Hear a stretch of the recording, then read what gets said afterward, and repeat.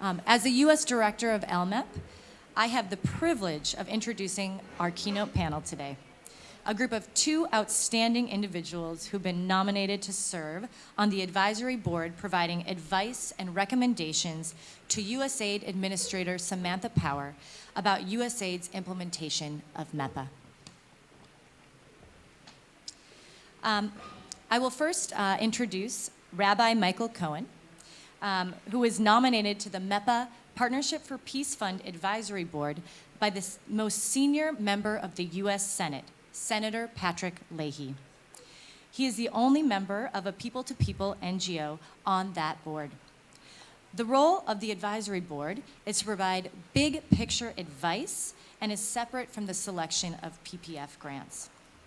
I would note that Rabbi Cohen is a longtime environmental activist and champion of Israeli-Palestinian people-to-people work.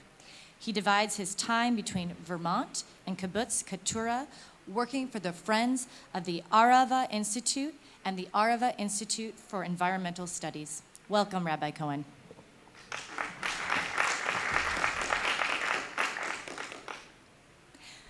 Stand up. I'm also honored to be joined today by Hiba Husseini, who is nominated to the MEPA Advisory Board by the chairman of the House Foreign Affairs Committee, Representative Gregory Meeks. Ms. Husseini is a widely respected Palestinian attorney who has served as a legal advisor to the peace process negotiations since 1994. Welcome, Ms. Husseini.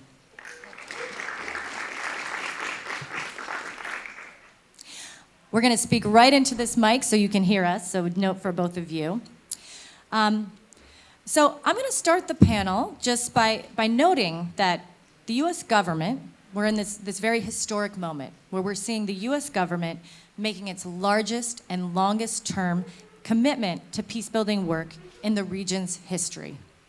So what I would like to hear from both of you actually is if you could start by telling us a little bit about your background.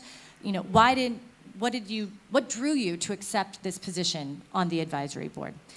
So I will turn first to Rabbi Michael Cohen, and then we'll go to Ms. Husseini. Thank you, Carrie.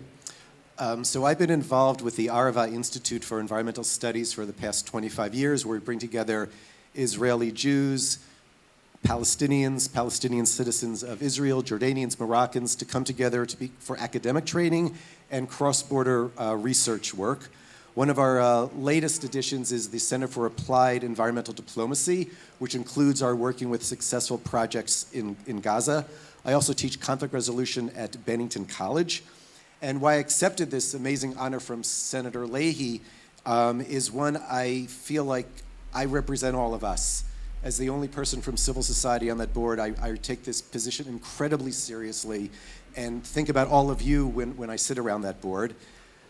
I also feel this fund really represents a historic decision by the U.S. government that recognizes the invaluable importance of the work of Palestinian Israeli civil society NGOs. That's a huge turning point. The fact that when Secretary of State Blinken was here the other month, that he met with some of those organizations, the first time a sitting Secretary of State has ever done that, shows a really, really important shift, and that we need to take that energy and run with it.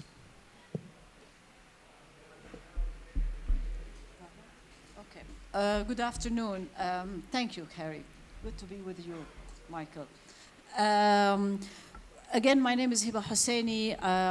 I've been committed to the peace process since 1994. And I will continue this commitment because I believe in the two-state solution. And I believe, of course, as a Palestinian from Jerusalem, that peace must come to this region and we must end this conflict. And I have been working as an attorney in my offices in Ramallah, but also as a legal advisor since 1994 to the negotiations. And we have come to, we were so close so many times, but things did not come to fruition in terms of reaching a permanent agreement. And one of the reasons is that we did not articulate the positions to the people. So I think having serving on the board of MEPA, and I'm very, of course, appreciative to the nomination by Congressman Meeks, of New York to serve on this board with my distinguished colleagues and under the chairmanship of George Salem. It's a wonderful opportunity, and it's a historic opportunity as well. So in that respect, this is why I accepted this nomination and the position on the advisory board. I think we have a lot of work to do, and we can contribute to improving the situation, and with the support of ALLMEP, the people-to-people, the civil society are very critical elements of any peace-building effort. And in that respect, I appreciate having you all here, and thank you for the opportunity as well.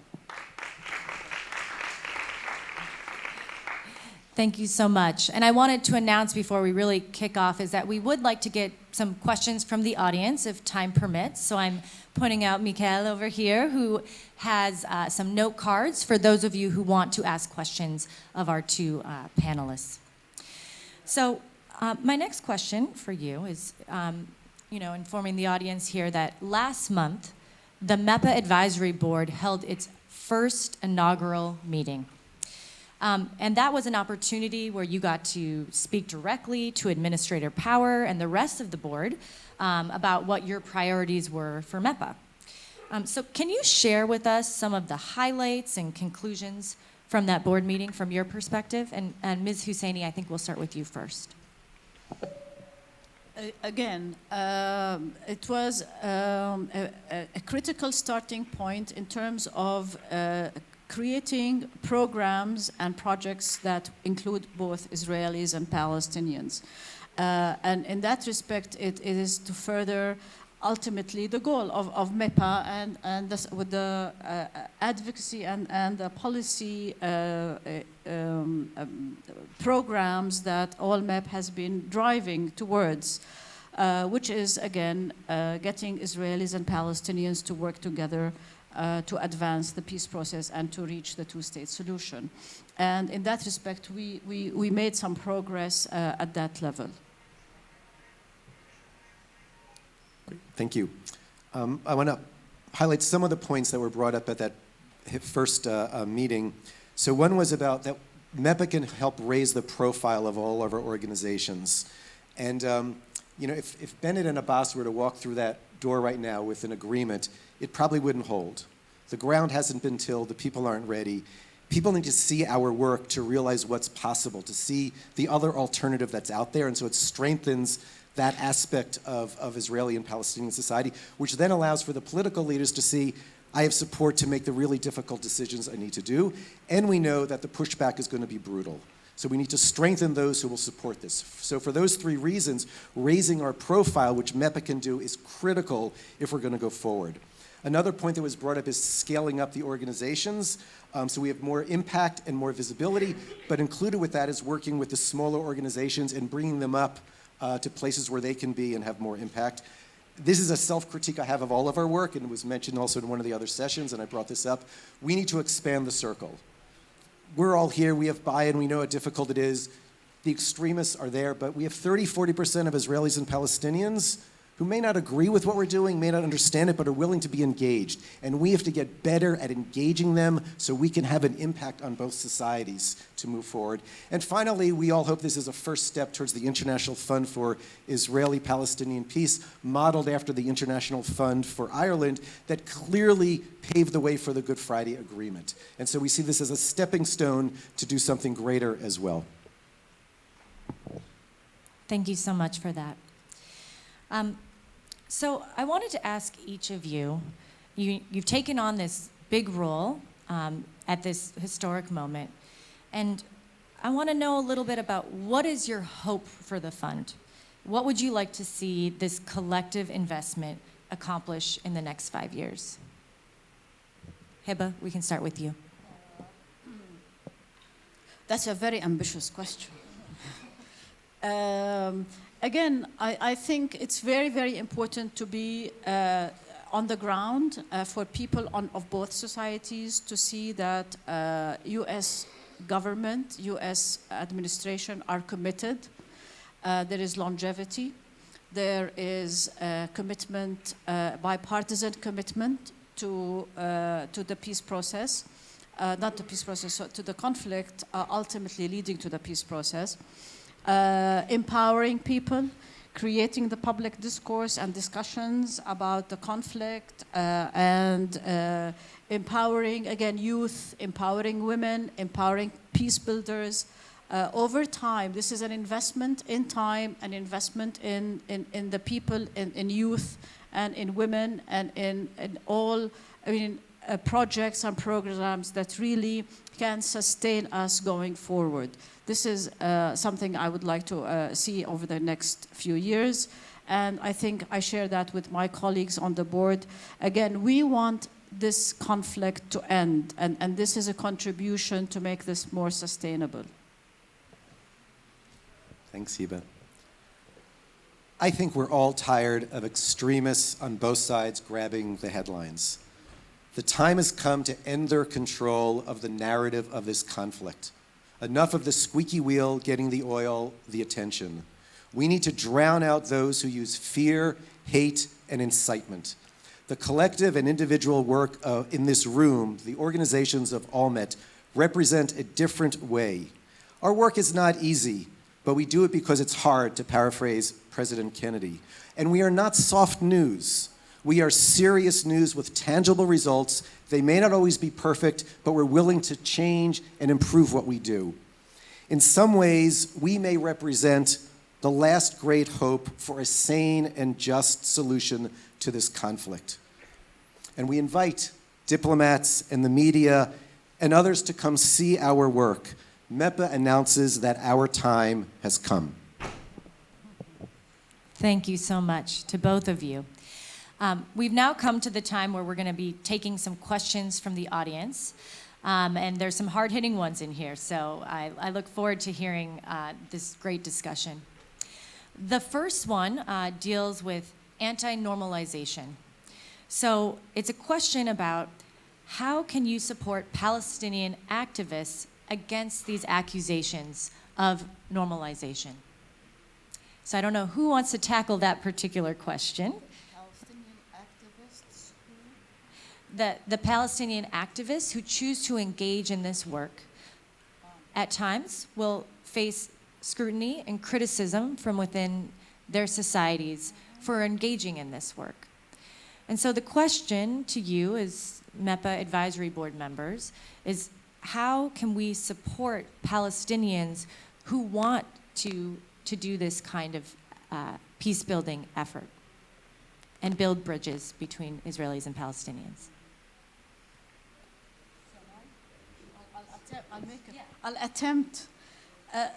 Listen, it's very, very difficult. I think if the anti-normalization, I think that's the question, yeah, stemmed from the fact that the peace process and negotiations over time have not yielded results.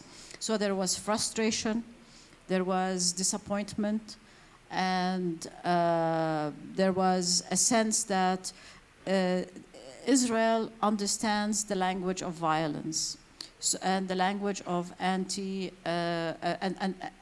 dialogue and normalization. Normalization has not given us our state, has not given us our peace, and we are still in a state of conflict. And continuously we see our lands, our rights infringed, and so forth and so on. And therefore we want to stop any cooperation, and we want to stop any and all dialogue with the Israelis. So from that vantage point, there will be many voices who will not support the activities of peace building at this level. I think from a personal perspective and from a board member of MEPA, it's very important to keep the dialogue going and to show these counter voices, these voices that do not want normalization, not because they don't want to talk to the Israelis, but because they want to have their own state and they want to stop this conflict, the bleeding that the Palestinians feel every day. And therefore, I believe in peace, and I believe in peaceful dialogue, and in the coalitions that all of these organizations here, represented here and elsewhere, would create. So again, dialogue is very, very important, and this is how I would contribute, and how I would explain this whole meeting and all this effort from my perspective. Thank you, Hiba. So if I can quote from two Palestinians I've learned from in this related question. So at the Arava Institute, we do a lot of traveling, and we visit different organizations. We were at Hand in Hand a couple of years ago when there was a young Palestinian student in high school who was asked a very similar question, and she said, when I engaged Israelis, I do it as a proud Palestinian. I do it as someone who will critique Israelis. It's important for me to hear my voice. I'm not normalizing this situation at all. I'm working against it. And someone else said, the status quo has become the normal way that we do things. When I meet with Israelis, I'm the real anti-normalizer because I'm pushing against this by meeting with Israelis and trying to see our perspective. Thank you so much. So the next question is relating the two different kinds of work that many of ALLMEP's members do. So the first being work inside Israel and between Jewish and Palestinian citizens, and work across what we call cross-border between Palestinians and Israelis.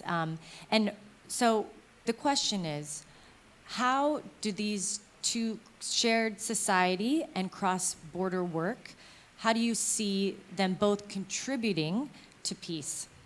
And how can they help one another? How can the shared society groups and the work on that side contribute to peace on the cross-border issue?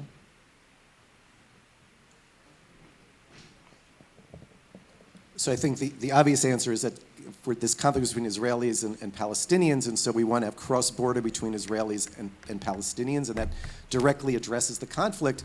But clearly, Palestinian citizens of Israel sit in a really important place, and I don't think they've been utilized enough in this conflict. In some ways, they can be the bridge between Israelis and Palestinians, as I understand both. And I think they have not been utilized enough and need to be in this process. That's fine. Great. The next question is talking about, we have this MEPA funding, and it's obviously an amazing opportunity and a great achievement.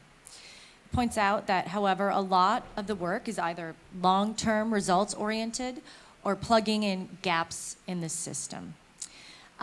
So how do you see this opportunity changing, facts on the ground? Given that there's all these different theories of change about how civil society organizations approach this problem. How do you see MEPA funding actually changing facts on the ground? Again, I think it's a commitment. It's a commitment that is not short-term. It is medium to long-term. I think MEPA and USAID have been identifying very critical projects, like recently the water project, big project, very important. I think projects that affect the livelihood of people, projects that improve the conditions on the ground, projects that get the two sides to work together and to recognize the humanity of each other on critical issues like water resources, and on creating the public discourse and in discussion among people through civil society organizations, and to do that on multiple levels, on layers, and to engage again the youth and to see the benefits of working together. We live in the same place. I mean, it's a very, very small area. Israel and Palestine are in a very, very tight environment, and we share the environment, we share the air, and it's very important to continue working together. I think this is what this MEPA fund is really aiming to do, is find common grounds, so in order to sustain the development and sustain the opportunity for peace building. Excellent.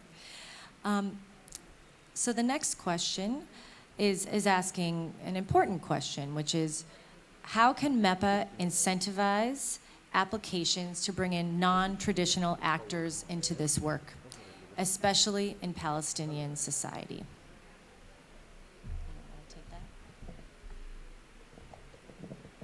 Yeah, we began to speak about that at the first advisory board, and it's really clear that we need to expand those organizations we don't know about, those individuals that we don't know about, and that's going to take a lot of thought to do it actually properly, but it is clearly on the agenda that we need to expand that area in who gets support from MEPA and other areas as well. I mean, there's a need also to do a lot of public awareness among Palestinians because, you know, USAID has been absent for some time from the Palestinian society. And there's also, and having during the previous administration where aid was cut off and relations were cut off between the Palestinians and the Americans, and they're still in the restoration period right now. So this MEPA can make a great contribution to restore the relationship and starting bottom up at the civil society level and to spread more and more its projects and programs among the civil society. Thank you.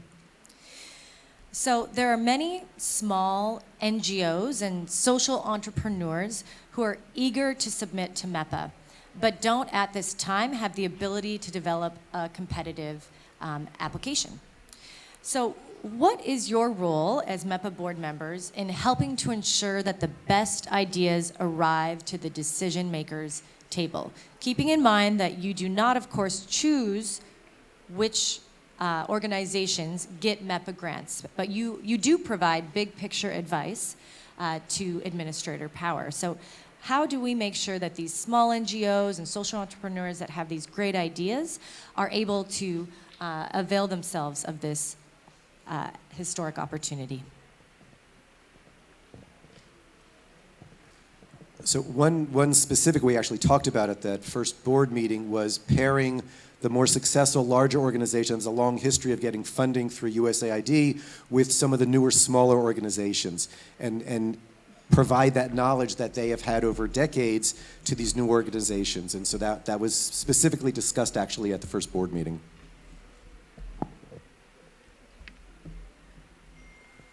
Okay. Another great question. So as most of you will be aware, there is two components to MEPA. There's the civil society people-to-people programs, and there's also an economic development component. So this question from the audience was, can you talk a little bit about how the funding will be distributed? How much will go to people-to-people work as opposed to economic development?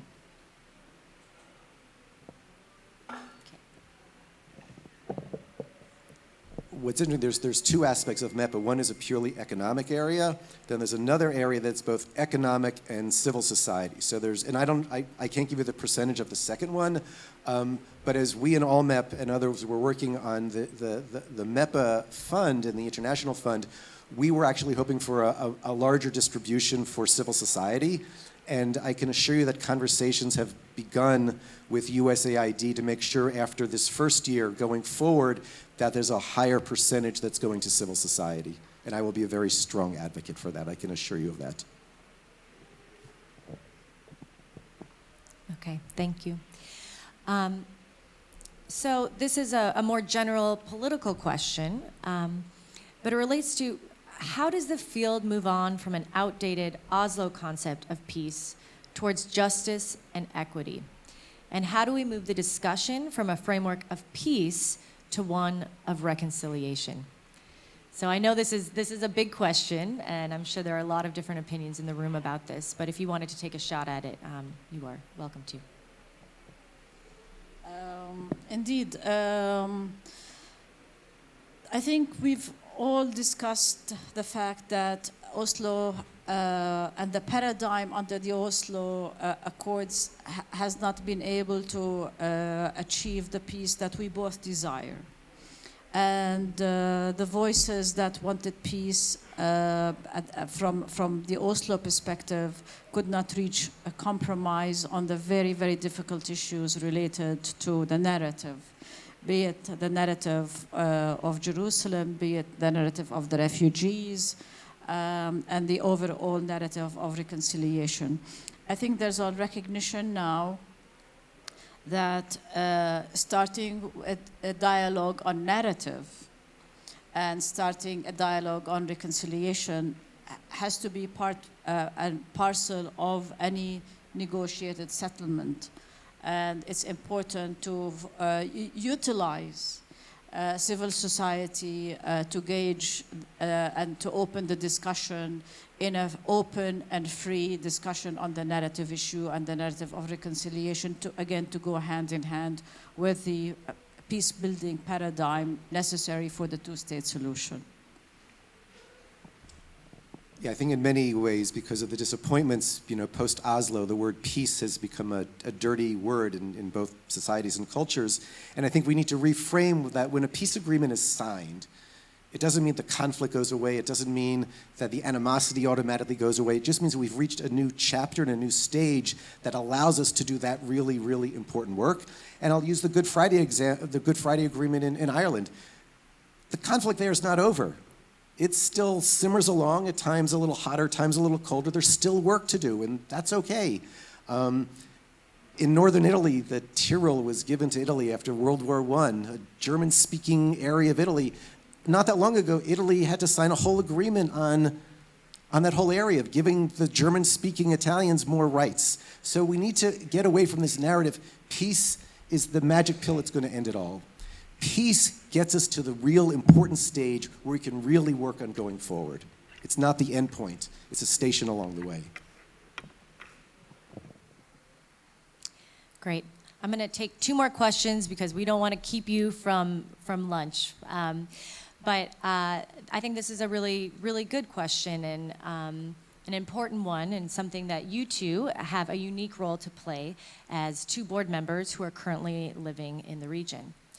So recognizing the inherently US-based efforts of MEPA and USAID, how do you both foresee working to make sure that the efforts are what Palestinians and Israelis actually want and need for true, sustainable, positive peace?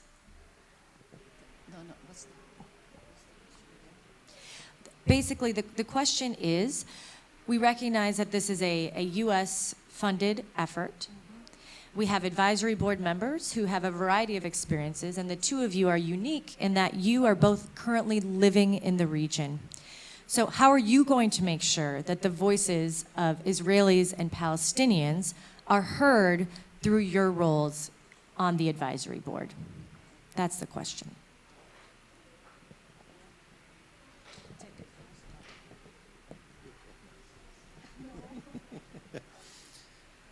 I mean, we heard this, we heard this very enthusiastic endorsement of our work from Ambassador Nides earlier this morning. And I would say we want to take his energy and we want to make him walk the talk. And I think it would be really important for Ambassador Nides to do a listening session and go around Israel and Palestine and seeing what those needs are. I would say the same for the staff of USAID. We have President Biden coming in a month, and he should make not to talk, but to listen. And I think that's a really, really important step that could make to inform MEPA how to be more effective in what it's going to do.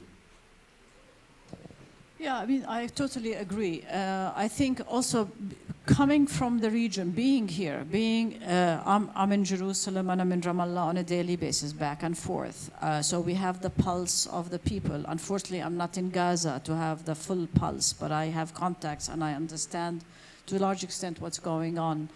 I think I'm able, as a board member, to convey the sense of what is happening on the ground that Washington does not necessarily have a feel for, and I can convey the thinking, the feelings, the aspirations and the desires of the people on the ground. So this is like I'm a sounding board for them, and this is something I'm able to convey to them.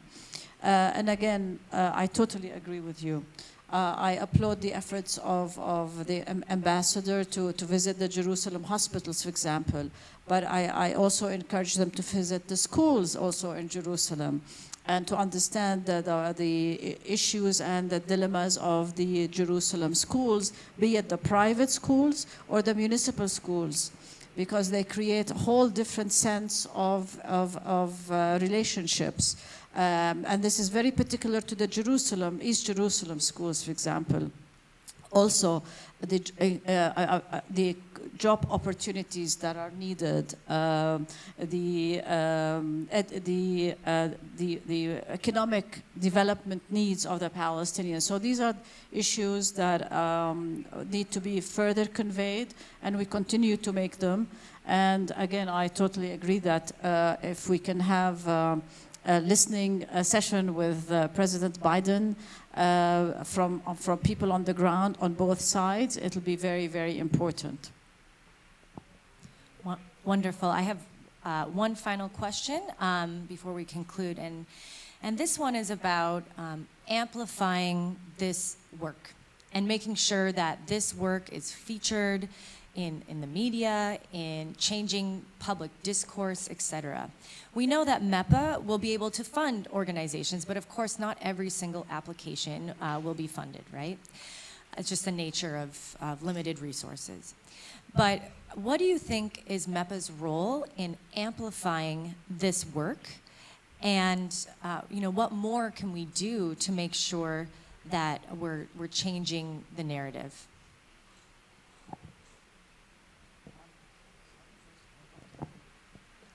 There's the adage, if a tree fell in a forest and no one heard it, did it really fall, right? And that's kind of sometimes I feel about our work. We're doing a lot of work and nobody knows about it. And so I think MEPA can help amplify, can help us learn how to sing louder, but also I think MEPA can be really instrumental, particularly when the president comes, when members of Congress come, to talk also to the media. And as I said earlier, we are not soft news.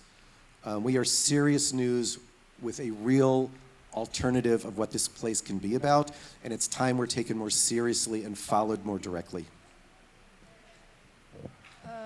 I think it's very important from, again, a Palestinian perspective for USAID and MEPA to demonstrate that there's a shift and a change and a potential for a real change on the ground. I think people are eager for a change on the ground. And by public awareness campaigns or programs through civil society organizations that can apply for these kinds of grants, to change the narrative, to change the discourse, and to create, again, the belief that U.S. Is committed to peace building. The U.S. is committed to starting the conversation again on the peace between the Israelis and the Palestinians to end this conflict. Just like the ambassador mentioned this morning, it's very, very important to maintain the commitment to the two-state solution and not to give up hope. I don't think either Israelis or Palestinians by majority want a one-state solution. I don't think this will achieve our aspiration as two people living in the same land. Thank you both. Really, we're honored that you came here, that you chose to speak at this conference. Thank you for your leadership, for choosing to take on this huge task of serving on this advisory board. So I think I can speak on behalf of all of us, saying we wish you the best of luck. We wish you the best, and we look forward to so many more conversations like these in the future. I know we couldn't get to all of your questions, but we'll stick around for about 5 more minutes over here if there are other burning questions you'd like to ask. So once again, thank you very much, and enjoy the rest of the conference.